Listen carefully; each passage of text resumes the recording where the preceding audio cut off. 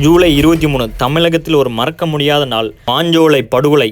அதாவது கிட்டத்தட்ட ஜூலை 23 1993 இது நடந்து கிட்டத்தட்ட ஒரு 25 வருடங்கள் ஆயும் இன்னும் அந்த ஒரு படுகொலை இன்னும் நம்மளால் மறக்கவே முடியலை. 17 தமிழர்கள் மாஞ்சோலையில் வேலை செஞ்சுட்டு இருக்க 17 கூலி தொழிலாளர்கள் ஏன் அநியாயமாக படுகொலை செய்யப்பட்டாங்கன்னா, அதாவது வந்து பார்த்துக்கிட்டிங்கன்னா தேயிலை தோட்டத்தில் வேலை பார்த்துட்டு இருக்கும்போது ஒரு 30 ரூபா சம்பளத்தை ஏற்றி கேட்டதுக்குனால தான் இவ்வளோ பெரிய படுகொலை நடந்திருக்கு. மாஞ்சோலை நிறுவனத்தை வந்துட்டு ஒரு தனியார் நிறுவனமான பம்பாய் பர்மா ட்ரேடிங் கார்பரேஷன், இந்த ஒரு நிறுவனம் தான் அவங்களுக்கு ஒரு 99 ஆண்டுகள் குத்தகைகளை எடுத்து வச்சுட்டு இருந்தாங்க. இவங்ககிட்ட வந்துட்டு இவங்களோட கூலியாக வந்துட்டு 70 ரூபா கொடுக்காங்க. இந்த 70 ரூபாயில் வந்துட்டு 30 ரூபா உயர்த்தி அது 100 ரூபாயாக வேணும்னு சொல்லி இது ஒரு போராட்டமாக எடுக்கிறாங்க. இதை வந்துட்டு யார் தலைமையாக டாக்டர் கிருஷ்ணசாமி அவங்களோட தலைமையில் பல்வேறு அமைப்புகள், தமிழ் அமைப்புகள்லாம் சேர்ந்து இதை ஒரு போராட்டமாக முன்னெடுக்காங்க. இந்த போராட்டம் வந்துட்டு எங்கே நடக்கணும்னு பார்த்தா திருநெல்வேலி ஜங்ஷன் சொல்லக்கூடிய இடத்துல வந்துட்டு அவரோட மாவட்ட ஆட்சித்தலைவர்கிட்ட போய் இதோட நம்ம கோரிக்கை முன்வைக்கணும்னு சொல்லி இதை ஒரு போராட்ட வடிவில் எடுத்துகிட்டு போகிறாங்க. இந்த ஜங்ஷன் மேம்பாலத்தில் வந்துட்டு நடந்து போகல, அது காவல்துறை வந்து தடுத்து நிறுத்துது. நீங்கள் போகக்கூடாது, இந்த வழியாக போகக்கூடாதுன்னு சொல்லி தடுத்து நிறுத்துது. மக்களுக்கும் அவங்களுக்கும் ஒரு சின்ன முரண்பாடு இருப்பாங்க. காவல்துறை திட்டமிட்டே காவல்துறையை கல்லால் கொண்டு எரிஞ்சு மக்களை கலைக்க முயற்சித்தாங்க.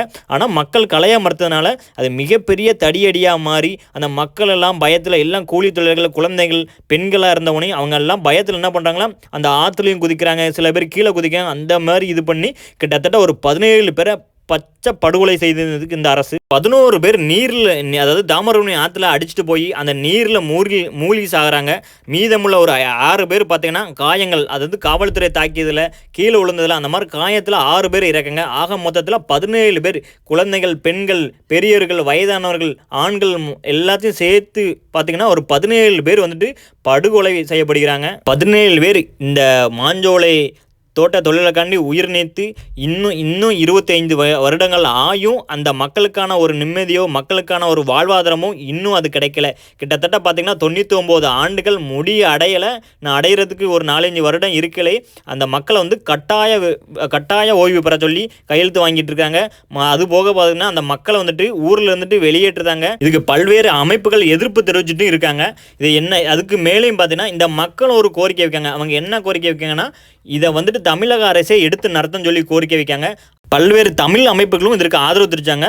அது போக பார்த்திங்கன்னா இன்னும் சில அரசியல் அமைப்புகள் என்ன சொல்கிறாங்கன்னா, இந்த மக்களுக்கு இத்தனை ஆண்டுகள் ஒரு 5 தலைமுறையாக அந்த மக்கள் இங்கே வாழ்ந்துட்டு இருக்காங்க, இவங்களுக்கே இந்த நிலத்தை பங்கிட்டு கொடுக்கணும் அப்படின்னு சொல்லியும் ஒரு தரப்பினர் தெரிவிச்சிருக்காங்க. மக்களுக்கு ஆதரவாக பல்வேறு அமைப்புகள், பல்வேறு இயக்கங்கள் போராட்டம் வழியாகவும் அறவழி போராட்டமும் அந்த மக்களுக்கு ஆதரவாக நின்றுட்டு இருக்காங்க. இது வந்து உச்சநீதிமன்றத்தில் இது ஒரு வழக்கும் நடந்துகிட்டு இருக்குது.